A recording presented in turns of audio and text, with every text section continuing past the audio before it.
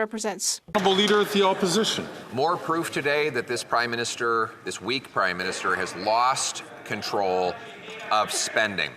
The Auditor General reports that his government gave out $3.5 billion of so-called CEBA loans to companies that did not qualify, a total of 77,000 of them.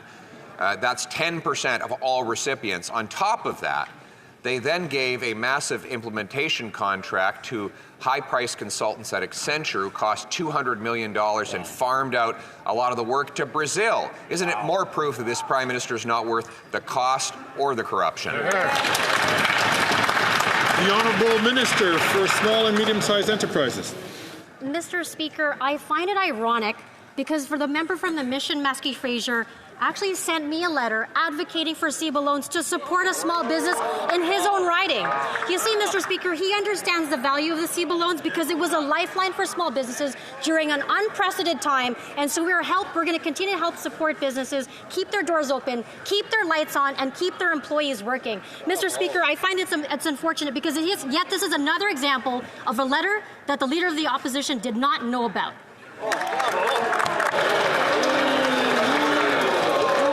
The Honourable Leader of the Opposition. Mr. Speaker, our members champion their constituents who are eligible for assistance.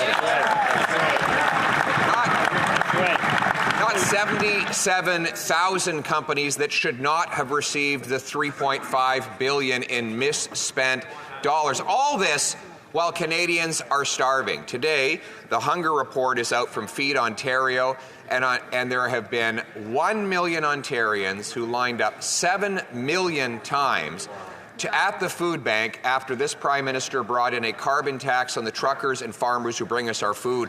When will they axe the tax? The Honourable Minister for Families, Children and Social Development.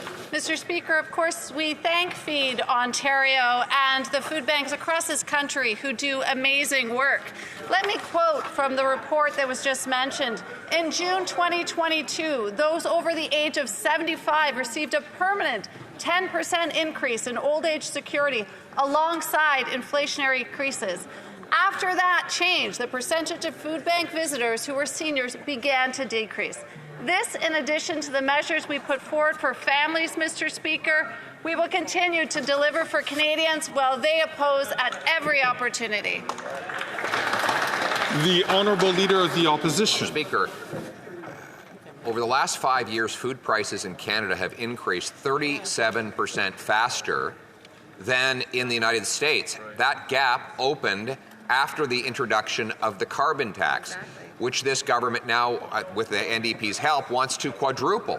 The consequence is that in the last 4 years, food bank use in Ontario is up 86%, and 1 in 4 children go to school hungry, according to this government's own data. So why won't they axe this crazy plan to quadruple the carbon tax? In fact, why not axe the tax altogether? The Honourable Leader of the Government in the House of Commons.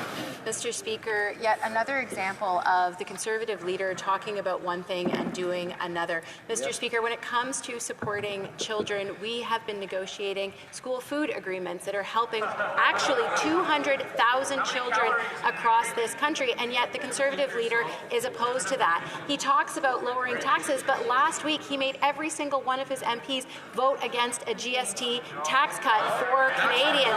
He also talks about wanting to hold an opposition day. But we gave him an opportunity today and he ran away from it. Mr. Speaker, that's what weakness looks like when it comes to leadership. Thank you, Mr.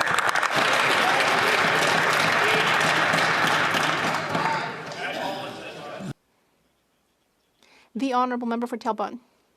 Mr. Speaker, we've had ArriveCan, and now the AG has told us about a new subcontracting scandal, the Accenture scandal. Ottawa gave $313 million to this multinational company in order to take care of implementing the CEBA business loan program during the pandemic. That's more than 5 times the cost of ArriveCan. But just like for ArriveCan, this money was granted without a bid for tender, without a spending cap, and with no kind of follow-up check. The AG says that no department took on responsibility for the program. Mr. Speaker, are the Liberals allergic to accountability? The Honourable Minister of Public Services and Procurement. Mr. Speaker, quite the contrary. We care about accountability, and that is why we would like to thank the AG for her hard work.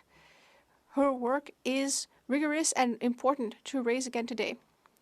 And what's also important to underscore is that during the pandemic, the only thing the Conservatives wanted to do, according to their leader, was to reduce taxes for the biggest, richest businesses so that hopefully those businesses would hire the hundreds of thousands of Canadians who were losing their jobs. These kinds of measures would have led to bankruptcy for thousands of SMEs throughout the country. The Honourable Member. Mr. Speaker, nobody knows how Accenture managed to spend our $313 million, and the Liberals are refusing to tell us. The Department of Finance refused the AG's recommendation to look into the accountability gaps. They're washing their hands of the problem. This is a really low bar for accountability. With $313 million spent with no bid for tender or follow-up, the least the government could do would be to accept the AG's recommendations. If the Finance Department is refusing to look into this, I have to wonder if it's because they're worried that Quebecers will learn that they've been duped once again. The Honourable Parliamentary Secretary to the Deputy Prime Minister. The emergency business account helped innumerable businesses in Quebec and elsewhere and kept them from having to turn to bankruptcy. The emergency account enabled employees to keep getting a paycheck. 4 years later, the Bloc Québécois is getting up to complain about this. Maybe they want to change the channel because last week they voted against a tax rebate. Mr. Speaker, it's hard to believe the Bloc Québécois is voting against measures that would make the lives of Canadians easier, especially during the holiday period.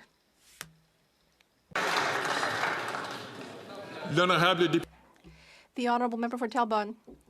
Well, let's focus here. The CEO of Export Development Canada revealed at the Public Accounts Committee that $149 million were granted to Accenture. But today we've heard from the AG that actually the number was $313 million. That's more than double. So how did we get to $313 million? Well, no one wants to tell us. The department is refusing to look into it. It's shocking. Mr. Speaker, Quebecers are paying their taxes with the hope and expectation that the money will be invested intelligently, and now they can only conclude that the Liberals are once again abusing their trust. The Honourable Minister for Small Business. Mr. Speaker, I find the Bloc Québécois position hypocritical